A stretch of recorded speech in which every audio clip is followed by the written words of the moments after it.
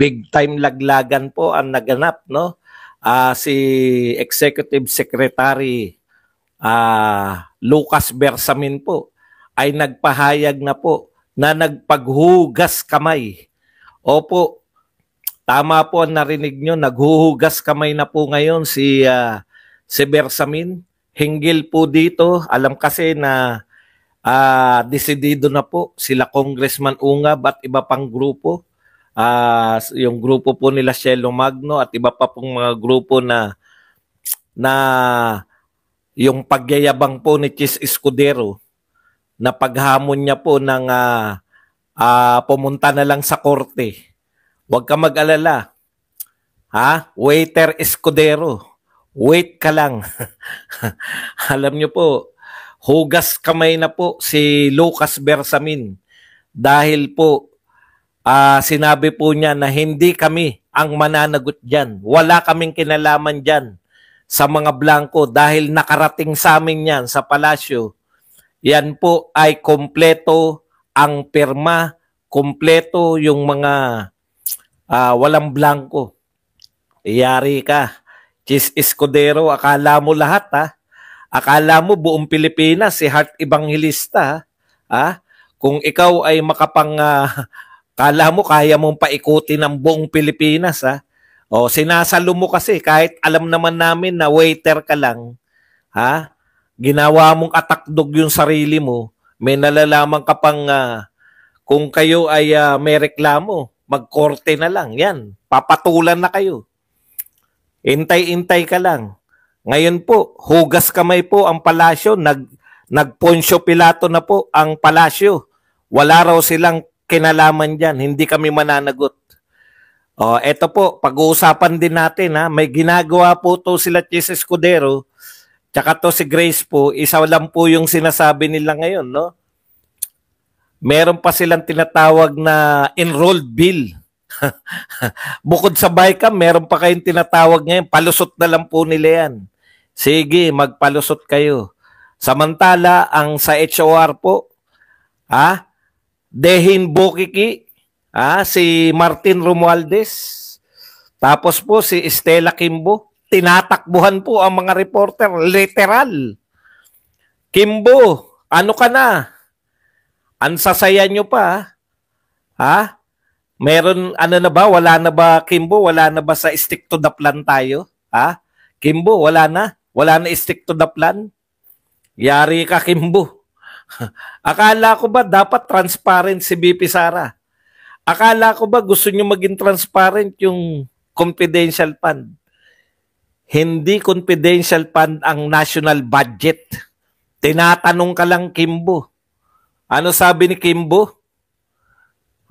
Anong tinatanong? May rush pa siyang pupuntahan. Rush? Sige. Sama-sama na kayo. Matapos pong pag-usapan ni Tatay Digong at saka ni Congressman Ungab yan, kinabukasan lang, no, nagsalita kagad itong si Bersamin. Fake news yan. No? At ang matindi pa po nito, no, sumabay po ang Pangulo ng Pilipinas na nagsabi po na sinungaling, no? Sinungaling daw po. He is lying. Sabi ni President Marcos, he is lying. Si President Duterte po ay nagsisinungaling. Pero iisa lang po, no? Yun lang po, buhat ng lumantad si Ungab. Iisa lang po ang sinabi nila, may blanco ron. May blanco, inatake kagad, no? Inatake si Tatay Digong ng lahat ng mga kalaban natin, no? Para lang sabihin na sinungaling, mali-mali, kahit hindi pa nila naintindihan yung proseso. Atake lang ng atake, pero tahimik pa yan sila, Chis, si Grace po, no? Ngayon po, kakahapon lang. Nung isang araw ba ang yabang mo pa, Chis Escudero, ang yabang mo pa kahapon na nagsasabi na ikaw ay yung may reklamo. Wala raw blanco, may reklamo, pero meron na po silang palusot Ang palusot nito yan naman ang sinagot nito ni Grace po. Ang palusot po nito ni Chis Escudero, bukod sa BICAM report, meron pa siyang tinatawag na enrolled. Ha? Yung enrolled bill. Nagpapauso ka pa? BICAM report na, meron pa siyang tinatawag na enrolled bill. Yun po yung dahil sunod-sunuran to si Grace po sa kanyang amo na waiter. Enrolled bill din po yung sinasabi ni Grace po. Tinatanong siya, bakit po? Kanina nakita ko yung tanong kay Grace po. Bakit po may bakante? Bakit po may blanco dun sa BICAM report? Walang blanco dun sa enrolled bill. O, 'di ba? Palusot lang po 'yan yung enrolled bill. Ano po ibig niyo sabihin ng enrolled bill? 'Yun na nga eh. 'Di ba? Ang gusto niyong palabasin, may enrolled bill pa. Wala po noon. Dapat BICAM report. 'Yun na po yung ipapasa niyo dahil yung BICAM report po, yan po ay aaprobahan, no? Aaprobahan po 'yan ng mga senador, aaprobahan po 'yan ng mga congressman. O yung BICAM report po na yun, kaya po pinadalan si Ungab at iba pang mga congressman. Pinadalan si Manuel, pinadalan si Franz Castro, lahat po ng congressman. At kung hindi po kayo pinadadalan sa Senado, hindi po natin alam. Sanay yata kayong mag-approve ng hindi nyo nababasa man lang. No? Sa madaling salita, ito po ay ratified. Alam nyo po ba yung ratified? Inaprobahan ng both houses. Yung BICAM. Ang tanong nga natin, who fill in the blanks? Lahat na po ng media, kahit po yung mga media na anti-Duterte, wala po silang magawa. Dahil kitang-kita po ng tao. Ano po ang tao? Hindi kami mangmang. Mas lalong hindi kami bobo. Yan po ang tandaan nyo. Yung mga tao po nagagalit kasi ginagawa nyong bobo. BICAM report po, ratified by Senate, ratified by House of Representatives, yung ibibigay dito sa palasyo. Ang problema po, pinakita na nila Ungab na meron silang kopya. Wala namang, yung mga nagsasabi po, no?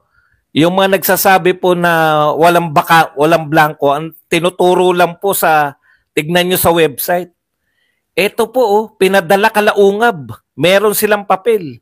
Si Raul Manuel, meron din papel. Dito po sa UNTV, meron din papel.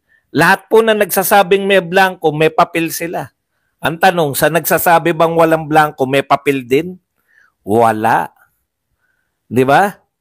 Tsaka halatang halata ka, Grace po eh. O, ang mali sa inyo, nagdidiwang kayo. Tinanggal nyo sa akap. Kaya sabi ni, in-expose ka ni Lacson. Si Lacson din daw, meron din daw kopya. Napasahan din. Napasahan din ng kopya si Shelo Magno. Ang dami pong napasahan ng kopya. Lahat po ng may kopya, may blanco. O ano kayo ngayon?